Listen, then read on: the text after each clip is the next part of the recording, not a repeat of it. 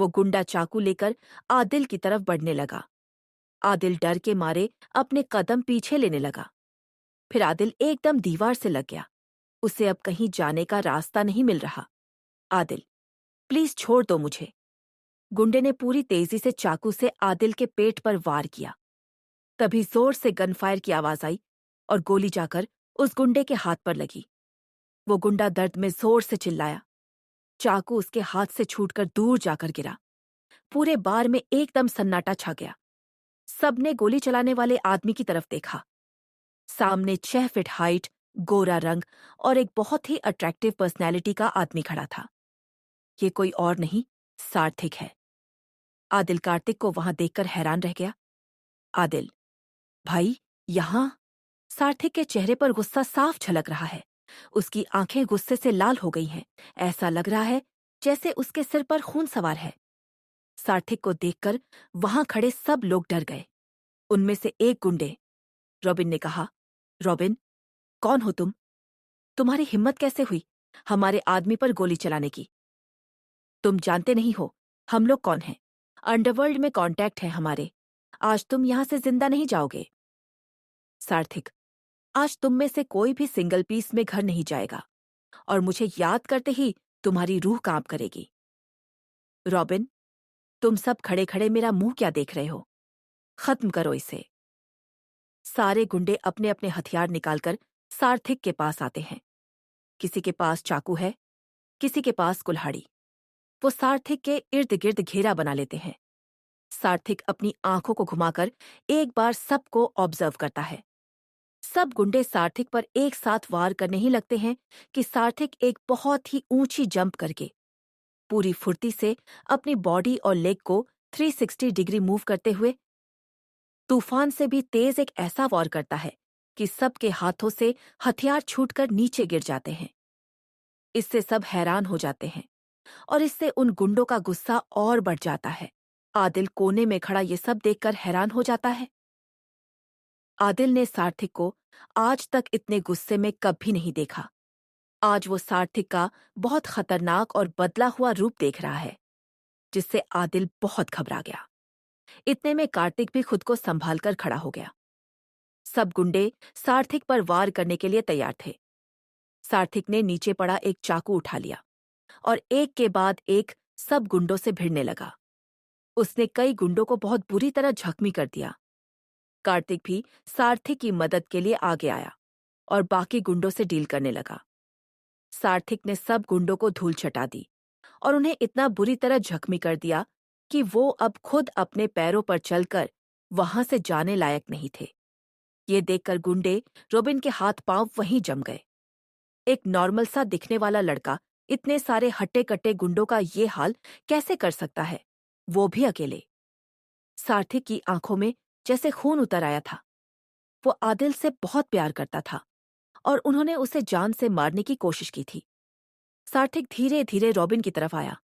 Robin हाथ जोड़कर अपने घुटनों पर बैठ गया। रॉबिन, मुझे माफ कर दीजिए। मैं नहीं जानता आप कौन हैं। मुझसे बहुत बड़ी गलती हो गई।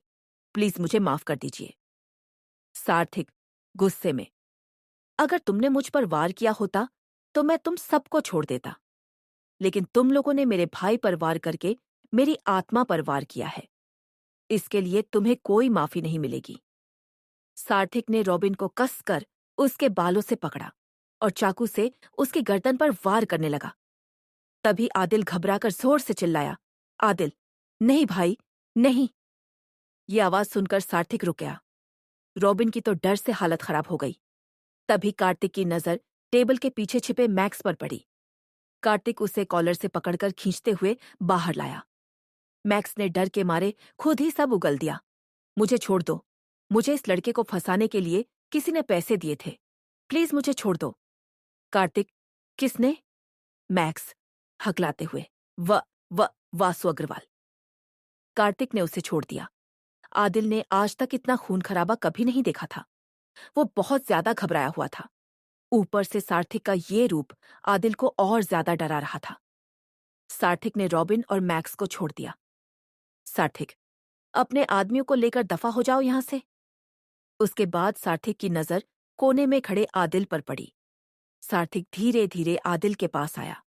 सार्थक अभी भी बहुत गुस्से में है। उसकी लाल आंखों को देखकर आदिल घबरा गया और अपनी नजरें झुका ली।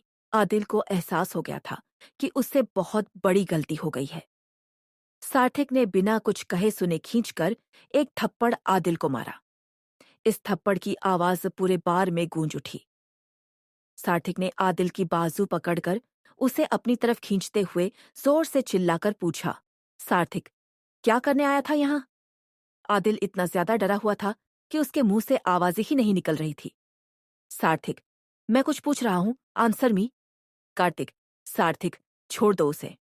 सार्थक, बिल्कुल नहीं, तू बीच में मत आ। आदिल की आंखों में पानी आ गया। आदिल, हकलाते हुए, वो भाई, मैंने वासु से कहा था कि मैं जॉब करना चाहता हूं, तो उसने मुझे यहां भेज दिया। उसने कहा, यहां मुझे अच्छी जॉब मिल जाएगी। ये सुनकर सार्थक का गुस्सा और बढ़ गया। उसने दोबारा आदिल को खींचकर थप्पड़ मारा और उसे कॉलर से पकड़कर अपनी तरफ खींचते हुए चिल्लाकर कहा, मना किया था कि तू जॉब नहीं करेगा। एक बार नहीं, 10 बार मना किया था, क्योंकि मैं जानता था कि तू बहुत जल्दी लोगों की बातों में आ जाता है। देख लिया नतीजा। आदिल ने माफी मांगते हुए कहा, आदिल, आई एम सॉरी भाई। आगे आप जो कहेंगे मैं वही करूंगा। आई एम सॉरी, प्लीज मुझे माफ कर दीजिए। लेकिन सार्थक का गुस्सा कम होने का नाम ही नहीं ले रहा था। सार्थक, चिल्लाते हुए, अगर कार्तिक आज तुझे यहां नहीं देखता तो पता है तेरे साथ क्या होता? मां का क्या होता? मेरा क्या होता? सार्थक बहुत जोर से चिल्लाकर आदिल का कॉलर और कसते हुए बोला, बोल, जवाब दे। कार्तिक ने सार्थक का हाथ पकड़कर आदिल को छुड़ाते हुए कहा, बस भी कर, वो पहले ही बहुत घबराया हुआ है। सार्थक ने आदिल की आंखों में आंसू और उसकी हालत देखकर खुद को शांत किया और आदिल को गले लगा लिया। आदिल को अब डर की जगह सुकून महसूस हुआ। उसने भी सार्थक को जोर से हक करते हुए कहा, आई एम सॉरी भाई। कुछ सेकंड के लिए वहां सन्नाटा छा गया। फिर सार्थक ने आदिल से दूर होते हुए कहा, अगर आगे से तूने ऐसी कोई बेवकूफी की तो मैं तुम्हें बिल्कुल माफ नहीं करूंगा। कार्तिक, चलो, अब मैं तुम दोनों को घर छोड़ देता हूं। वैसे भी बहुत सारे काम हैं।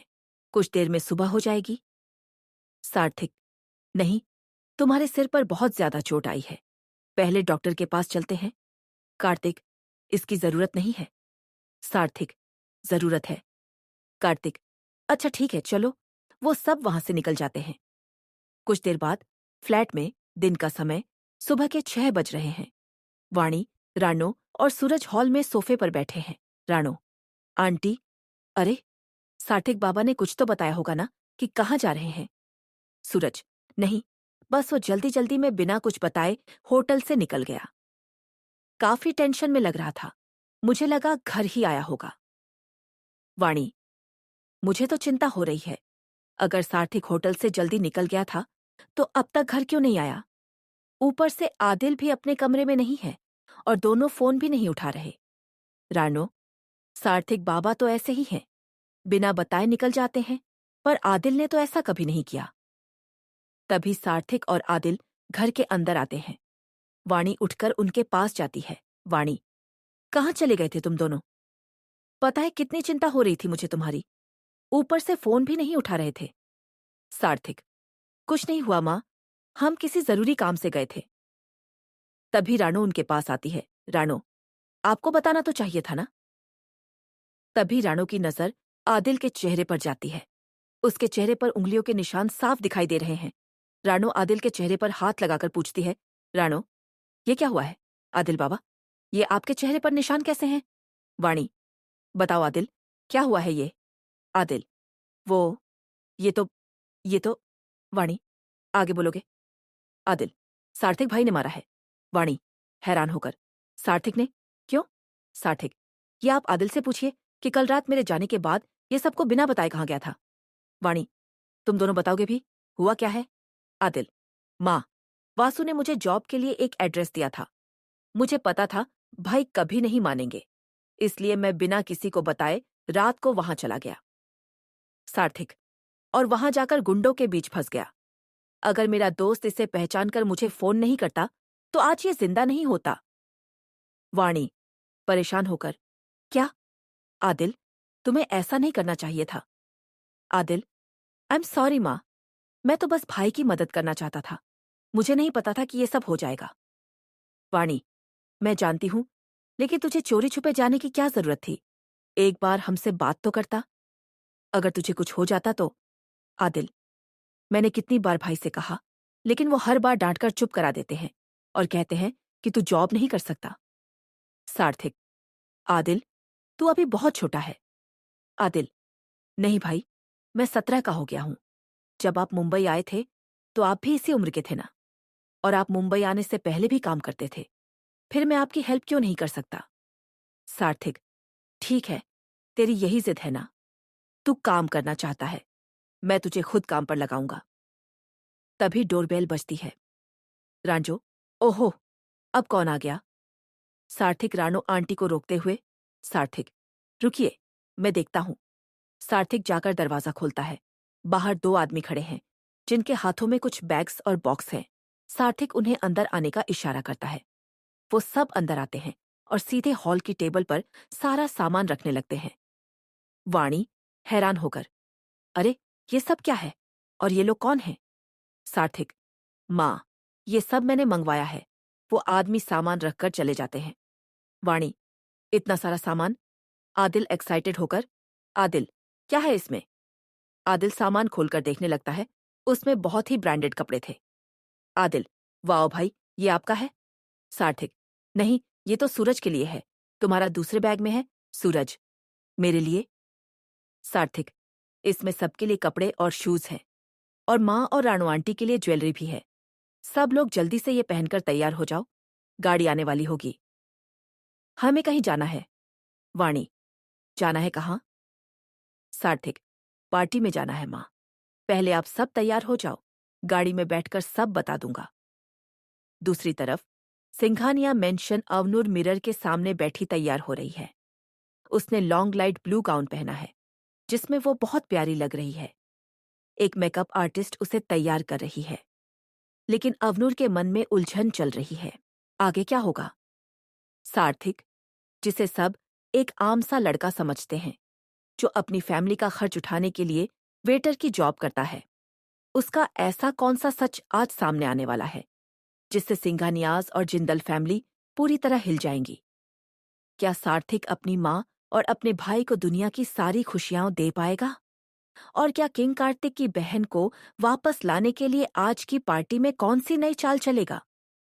जानने के लिए सुनते रहिए छलावा, एक प्रेम कथा, सिर्फ मेरे YouTube चैनल पर।